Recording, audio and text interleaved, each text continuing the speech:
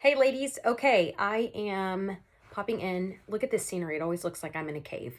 I was not able to coordinate the ceiling fan thing, and just a little bit ago, like not even an hour ago, I'm like, shit, I forgot to call to get a handyman about that. But anyways, okay, the most important thing and why I'm smiling is the call for my son. Everything was wonderful. Still some hurdles to get across, and that's okay. I'm accepting of that. Earlier today, you know what I realized? I was doing like a live in my private real estate group for my team. And I realized like all day I've been trying to stay still. All day I've been trying to truly release control. Are you ladies neurotic like me where we say, oh yeah, I've got faith. Oh yeah, I'm releasing control. Bullshit. We are not. At least me. I'm not. I try to hold on. And for some reason today, just kind of the conviction came about that I realized I started feeling anxious. So I came home and took my medicine because I'd forgotten to take my mood stabilizer and my anxiety medicine. I take the mood stabilizer every day and the anxiety medicine as I need. But I realized, here's my lounge bra. Have y'all heard of these lounge bras? But anyways, but what I realized is that I was getting teary-eyed, and then all of a sudden I started getting emotional like inside, and you almost feel like it's going to come out. And when I was doing that, I kept realizing, I kept just kind of hearing the conviction of, if you're crying, do you really have faith? If you're crying, is that your way of trying to hold on to the outcome, thinking if you're crying, it's going to somehow control the outcome?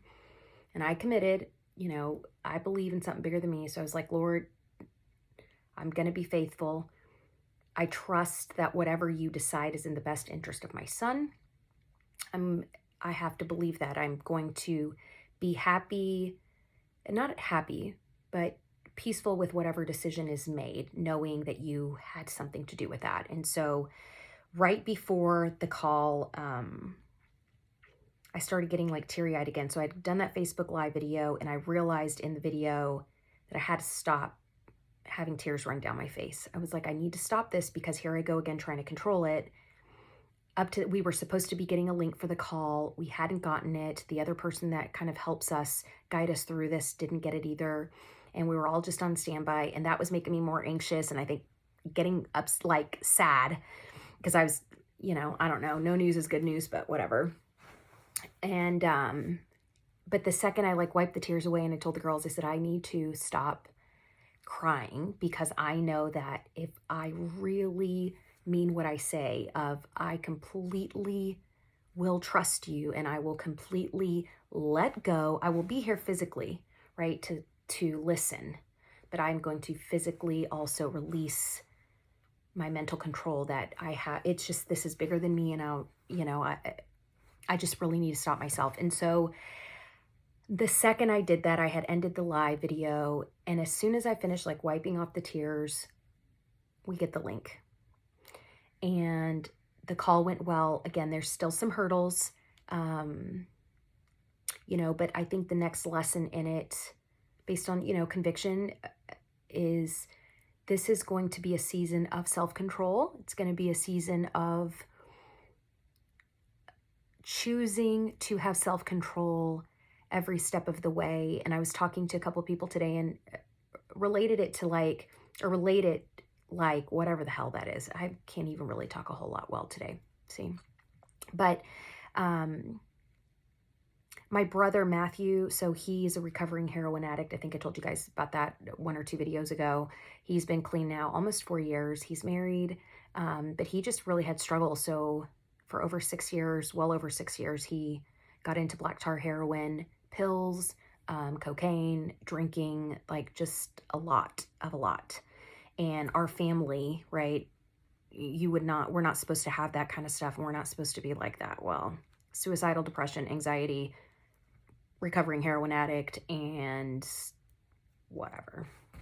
So but it reminded me, because Matthew, something that my brother reminds me so often of is it really is about a day at a time, and sometimes maybe a minute at a time, and sometimes a breath at a time. But if you keep doing at a time, this too shall pass eventually. And so today I was just reminded that still uncertainty, but gratitude that at least today a decision was made that allows me today to breathe.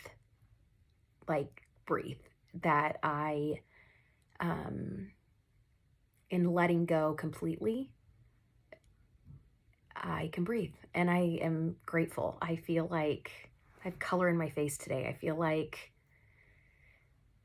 I'm going to sleep tonight. And that is important because the last 3 weeks have been that. Okay. And then that. So anyway, so with that said, today is day 2 of my planner update.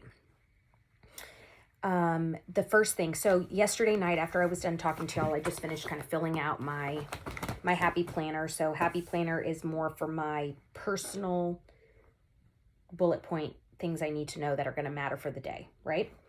One thing I did do is I pulled out of the Moterm A5, the A5 ring binder. So the 6 ring binder A5 Moterm. I had one of my extra ollie clips. These are one of their new ones that they have. It's like leopardy. How cute is that? It's like metallic-y, iridescent. I don't know. I love it. It's the large one and not jumbo, not small, but large. And this one I decided, I'm like, you know what? That looks super cute. I did not put it on the top. I put it on the side because when you're opening things, like, I don't know about y'all, but I grab it from the side and I want to like see what day I'm on. So this is perfect. So it takes me right to the week. Yesterday night, I have the happy planner like pocket folder.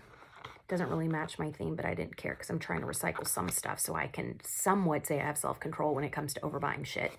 But I have some Post-its, or not Post-its, but like kind of Post-it sticky notes. I found these, you guys, at Walmart. There was like a huge cube of them. I love them because I love the notebook paper idea. They're squares, and I think they were $2.88, something like that for a whole damn pack. So anyway, so I have that. So happy planner today. I only had a couple things that I needed to highlight out of there, so it wasn't really a big deal. So I executed that. Today with the call, I was writing down some notes because I had some questions that were coming to mind, so I had to write things down. So really the only thing I did today were write notes about the call, but I still used my B6 and Stalogy and the hand stitch leather tee. Last night, I added my large neon pink ollie clip. One thing I really stink at here is I buy a lot of these ollie clips and then I lose them. I have no idea where I put them. And then later I find them and I'm kind of excited. So like this one had gone missing for probably 2 months and I found it right before I left. I found it underneath my nightstand because I was looking to make sure that the boys didn't have any of their sippy cups under our bed. So that's how I found it. I did last night, go ahead, I'm using my pens right now so I don't have it in here, but I did add the highlighter, and you guys, the world didn't end, so that's a win. But I have the highlighter so that way I can highlight as I go, so that's how I used my B6 Stalogy with the hand stitch leather tee today for day 2. Now, the other thing that I did is I had my Moterm cover A5 with the Stalogy A5.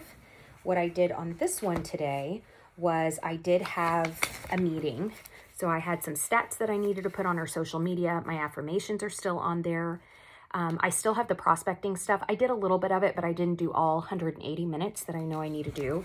So I'm still going to be working on that tonight. When I hang up with you guys, I'm going to start prospecting and reaching out to some people. And I have